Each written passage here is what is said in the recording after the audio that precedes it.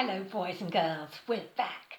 I'm Nadine, and this is my special friend, Peter Rabbit. I'm going to say hello. Right. Hello, boys and girls. Hello. Lovely to see you again. Mummies and daddies. Oh, and especially teachers and anybody else watching. Hello. That was good, wasn't it? Right, now today we're going to read a story about another bunny rabbit. Yes, not you this time. It's Benjamin Bunny, but you come into it. So this is the tale of Benjamin Bunny. Are you going to be a good boy?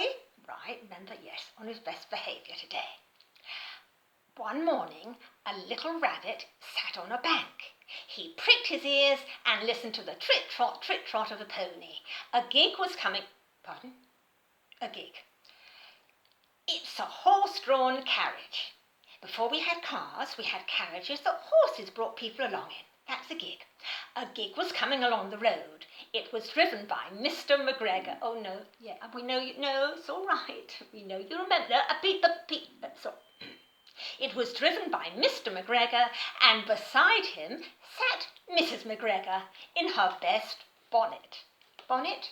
It's a hat, a beautiful hat. As soon as they had passed, little Benjamin Bunny slid down into the road and set off with a hop, skip and a jump to call upon his relations, that's you, who lived in the wood at the back of Mr. McGregor's garden. Lovely. That wood was full of rabbit holes, and in the neatest, sandiest hole of all lived Benjamin's aunt and his cousins, Flopsy, Mopsy, Cottontail and Peter, yes, your cousin, yes, Benjamin. Old Mrs. Rabbit was a widow. She earned her living by knitting rabbit wool mittens and muffetees, little yes for your hands, little yes for your hands. I once bought a pair at a bazaar. She also sold herbs and rosemary tea and rabbit tobacco, which is what we call lavender. Much nicer, smells much nicer too. Little Benjamin did not very much want to see his aunt. That's not very nice, is it? He came round the back of the fir tree and nearly tumbled upon the top of his cousin Peter. Oh, look! That's a surprise. Benjamin's come to see us. How lovely. Oh, the two of you. Oh, that's nice, isn't it? You see, what a lovely surprise. So, shall we carry on? Lovely. He came round the back of the fir tree and nearly tumbled upon the top of his cousin Peter. Peter was sitting by himself. He looked poorly. I wonder why.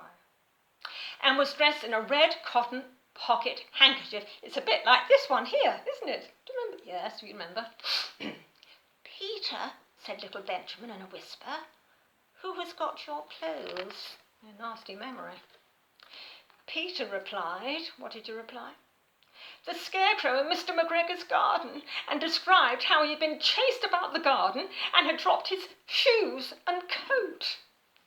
Little Benjamin sat down beside his cousin, like you are now. There we are. Yeah, together again. And assured him that Mr. McGregor had gone out in a gig. Now, we know what a gig is. It's a horse-drawn carriage, yes. And Mrs. McGregor also, and certainly for the day, because she was wearing her best bonnet, her best hat. Lovely. Peter said that he hoped it would rain. Peter. I think we'll forget that, thank you very much. You wouldn't say that, would you, Benjamin? No, nice, you're a good little bunny. At this point, old Mrs. Rabbit's voice was heard inside the rabbit hole, calling, Cottontail, Cottontail, your sister. Fetch some more chamomile. Oh, Peter said he thought he might feel better if he went for a walk, because yes, you remember, don't you? Another nasty memory, chamomile tea. Ooh.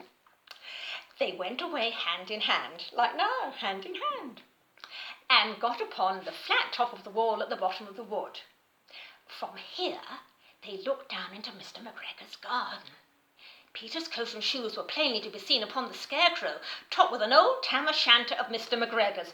Well, it's rather like this tam-o'-shanter, isn't it? Funny that. Little Benjamin said, It spoils people's clothes to squeeze under a gate. Squeeze! Yes, we know. Squeeze! All right, no, not again. No more. Squeeze. We remember. It's enough. Squeeze under a gate. The proper way to get in is to climb down a pear tree. Peter fell down head first. Of course you would. Oh, we don't have to. No, we don't have. All right, yeah, we know what head first is. Yes, all right, Peter. we know, we don't have to try it. We're going to come back. There we are. Got to grab it. Peter fell down head first, but it was of no consequence, as the bed below was newly raked and quite soft. Well, thank goodness, otherwise you got a bump on your head. It had been sown with lettuces. Lovely. They left a great many odd little footmarks all over the bed, especially little Benjamin, who was wearing clogs. You've still got your little, where are you? There we are, the little clogs, little Benjamin's clogs. Who was wearing clogs? Little Benjamin said that the first thing to be done was to get back Peter's clothes, very sensible, in order that they might be able to use the pocket handkerchief. They took them off the scarecrow. There had been rain during the night, there was water in the shoes, and the coat was somewhat shrunk. Well, happily, it's all right again now, so that's good.